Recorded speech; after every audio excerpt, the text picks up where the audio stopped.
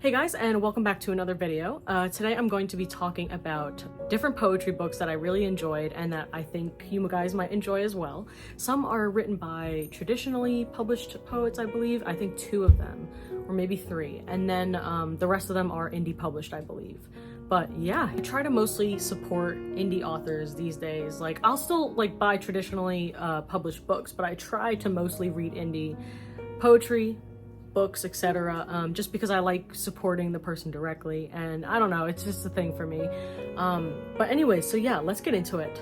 So the first book I wanted to talk about is called Ceremony for Heartbeats. It's by actually a really good friend of mine. His name is William Thomas Brumley.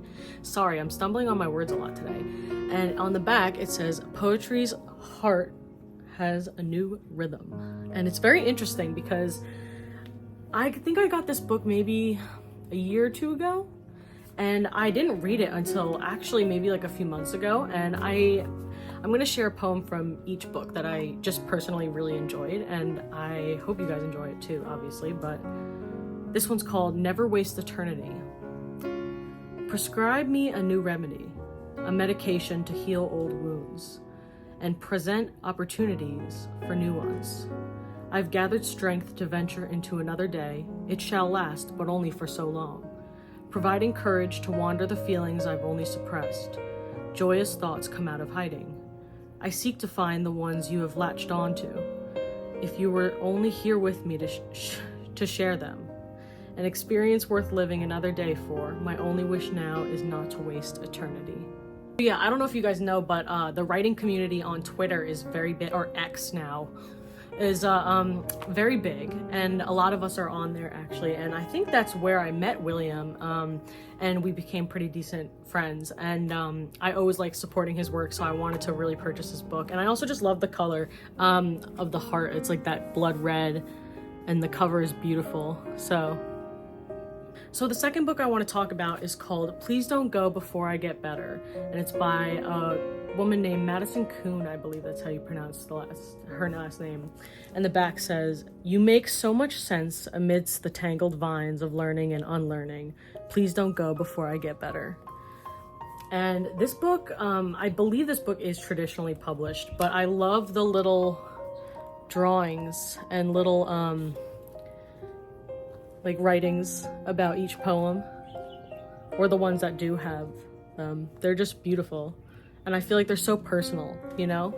But this is a book that I really enjoyed, and let's see, where was the one that I was gonna read? So this poem is called Half Awake by Madison Kuhn. I always regret the nights I stay awake for no reason at all, except to trace and retrace every fear that lies awake on my chest. The evening grows closer to the sun and more unproductive, chopped into little bits where the light creeps in. A hazy glow, lost memories that are insignificant and not much of a loss. Down feathers scattered across an orange sunrise, and pillows piled on top of piercing silence. All I wish is to be asleep, tucked into a dreamland where nothing can excite me.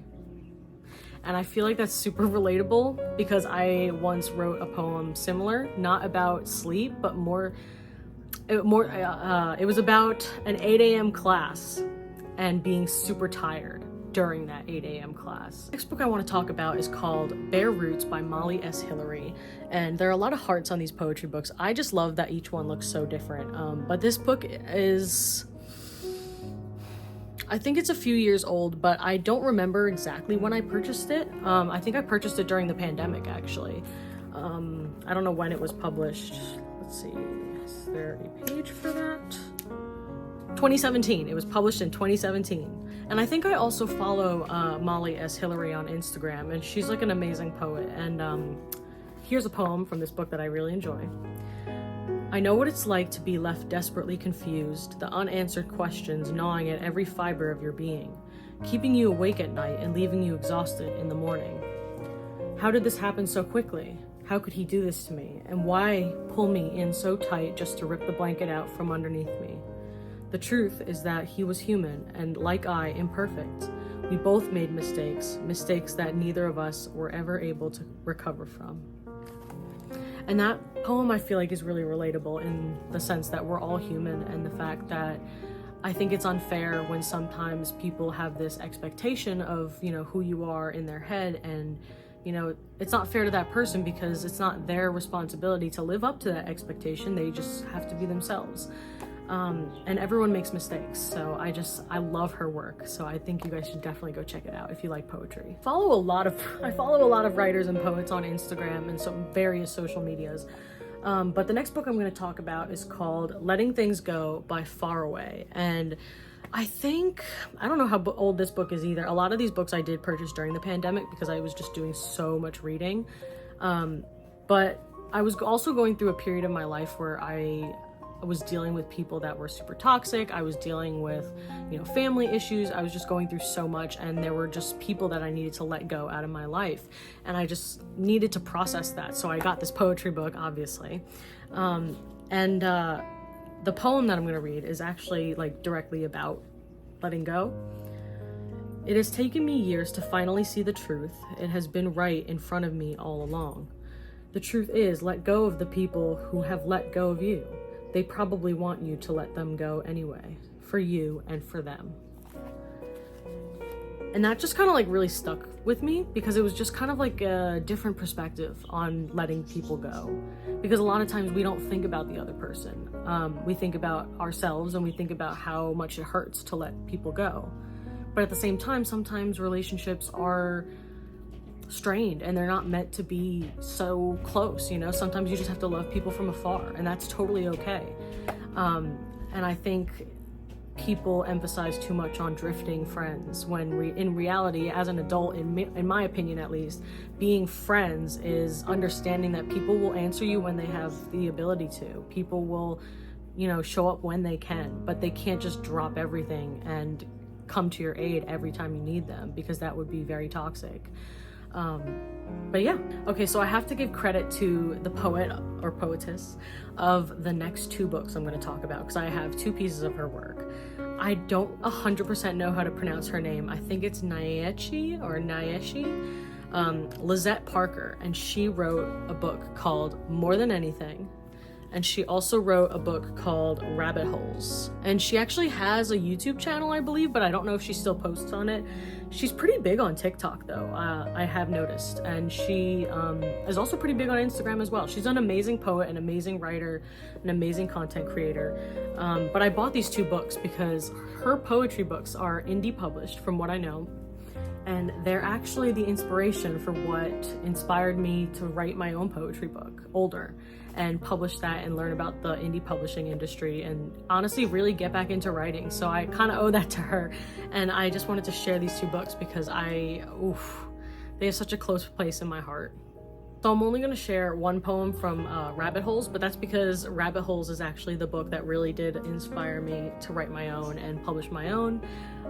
I think she also has a YouTube video about it as well. I don't believe it's still available for purchase. I think she took it down at some point. I don't know. But this is my copy and I'm like, oh. But anyways, the poem that I want to read you guys is called The Rest. No one ever knows me quite as well as they think they do. There are secrets I keep even from myself. There are things that I whisper even when I am the only person in the room. I stand before the mirror, but the girl on the other side is just a sister twice removed. She smiles, I flinch. She bends, and I break. When you are an artist, even your reflection is an invention. Sometimes I must turn the lights off so that I can truly see myself.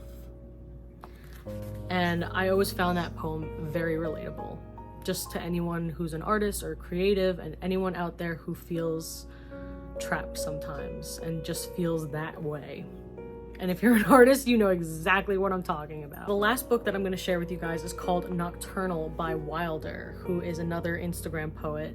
I'm not usually the biggest fan of the Instagram poet like Atticus and all the other big names where they kind of just write a few lines and call it a day.